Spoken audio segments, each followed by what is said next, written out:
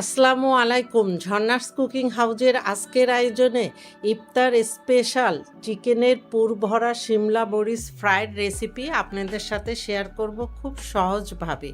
এটা তৈরি করাও সহজ আর খেতেও ভীষণ মজার হয়ে থাকে। ভিডিওটি ভালো লাগলে লাইক, শেয়ার, কমেন্ট ও সাবস্ক্রাইব করে নিয়মিত আমার চ্যানেলের সাথেই থাকবেন। প্রথমে এখানে আমি 7 পিস শিমলা মরিচ নিয়েছি, আর এই মরিচের বোটা সহ নিলে অনেক ভালো হয়।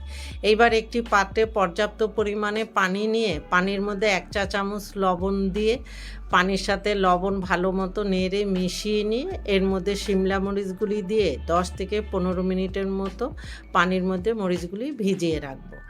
15 মিনিট পরে আমি পানির থেকে মরিচগুলি তুলে একটি কিচেন টাওয়াল অথবা কিচেন টিস্যুর উপরে নিয়ে খুব ভালো মতো মুছে নিতে হবে, যাতে এতটুকু পানি না থাকে।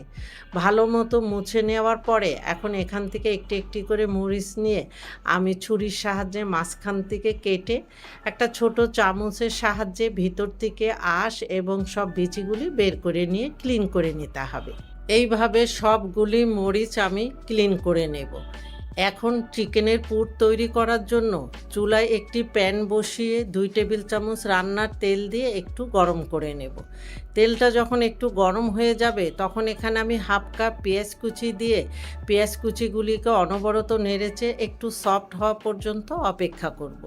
পেঁয়াজ যখন সফট হয়ে যাবে তখন এখানে আমি 1 কাপ চিকেন দিয়ে দিচ্ছি, আর এই চিকেনগুলিকে আমি ছোট ছোট কিউব করে কেটে নিয়েছি। এখন পেঁয়াজের সাথে চিকেন ভালো মতো নেড়ে মিশিয়ে চিকেনের কালারটা চেঞ্জ হয়ে যাওয়া পর্যন্ত ভেজে নিতে হবে। চিকেনের কালারটা যখন চেঞ্জ হয়ে আসবে তখন এখানে আমি একে একে করে দিয়ে দিব রসুন বাটা 1 চা চামচ, দিয়ে দিচ্ছি আদা বাটা 1 চা চামচ। এখানে আদা ও রসুনের গুঁড়াটাও ব্যবহার করতে পারেন। সাদা বা কালো গোলমরিচের গুঁড়া হাফ চা চামচ, লবণ স্বাদ মতো, চিনি 1 চা চামচ, লাইট সয়া সস 1 টেবিল চামচ দিয়ে এখন চিকেনের সাথে সব মশলাগুলি ভালো মতো নেড়ে মিশিয়ে চুলার হিট মিডিয়াম লোর মাঝামাঝি রেখে ঢাকনা দিয়ে 5 থেকে 7 মিনিটের মতো অপেক্ষা করব। 7 মিনিট পরে আমি ঢাকনাটা তুলে হালকা হাতে নেড়ে মিশিয়ে নিয়ে এখন এখানে আমি 2 টেবিল চামচ করে 3 কালারের ক্যাপসিকাম দিয়ে দিচ্ছি। আপনারা চাইলে পরিমাণে আরও কমিয়ে বা বাড়িয়েও নিতে পারেন। দিয়ে দিচ্ছি 2 টেবিল চামচ গাজর কুচি, 1 টেবিল চামচ টিক্কা মশলা দিয়ে এখন চিকেনের সাথে সব কিছু একটু ভালো মতো নেড়ে মিশিয়ে 1 মিনিটের মতো রান্না করে নেব।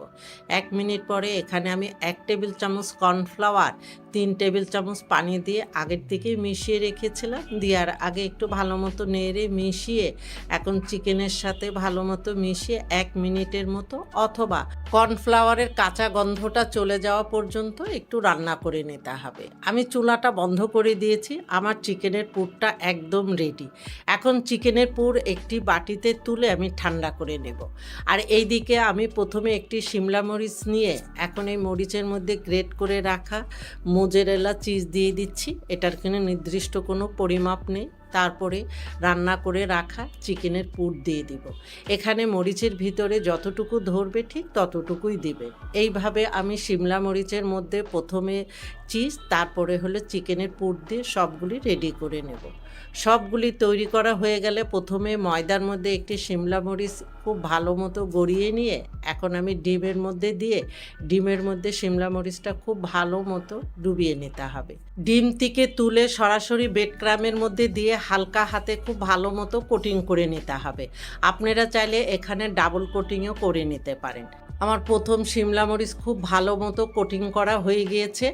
এইভাবে আমি একে একে করে সবগুলি কোটিং করে নিয়ে ভাজতে চলে যাব। এই জন্য চুলায় আগের থেকে একটি প্যানে বেশ কিছুটা তেল দিয়ে ভালো মতো গরম করে নিয়ে চুলার হিট মিডিয়াম লোর মাঝামাঝি রেখে আমি কিছু শিমলা মরিচ দিয়ে দিচ্ছি।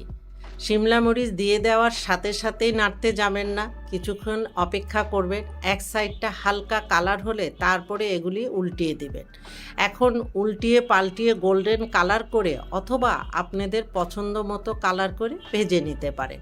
আমার প্রথম ব্যাচের শিমলা মরিচগুলি ভাজা হয়ে গিয়েছে। এখন এর থেকে এক্সট্রা তেল ঝেড়ে নিয়ে আমি একটি প্লেটে তুলে নিচ্ছি। এইভাবে আমি পরের ব্যাচেরগুলিও ভেজে নেব।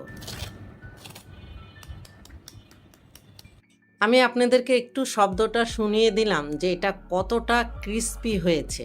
উপরে খুবই ক্রিস্পি আর ভিতরটা খুবই সফট, জুসি আর খেতে ভীষণ টেস্ট হয়েছে। আশা করি আপনাদের কাছে ভালো লাগবে। এতক্ষণ আমার সাথে থাকার জন্য আপনাদের অনেক অনেক ধন্যবাদ। আমার চ্যানেলে যারা নতুন এখনও আমার চ্যানেলটি সাবস্ক্রাইব করেননি, প্লিজ আজই আমার চ্যানেলটি সাবস্ক্রাইব করে নিয়মিত আমার চ্যানেলের সাথেই থাকবেন। আপনারা ভালো থাকবেন, আমাদের জন্য দোয়া করবেন। আল্লাহ হাফেজ।